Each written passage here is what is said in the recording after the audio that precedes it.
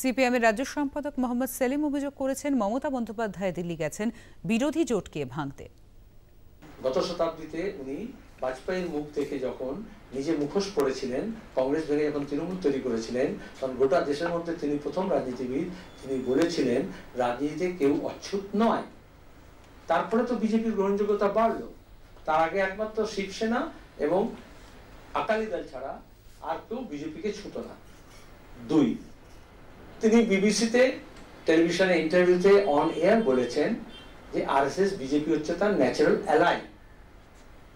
আর CPIM পরিষ্কার ঘোষণা করেছে যে দলের ন্যাচারাল অ্যালাই বিজেপি, সেই দলের সঙ্গে সিপিএম এর কোনো সংসদ থাকবে না।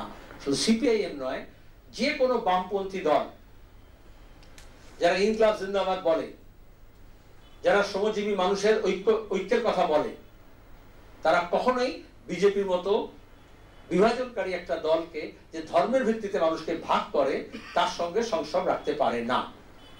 আর তার হয়ে যারা খেলবে তাদের সঙ্গে সংসদ রাখে না।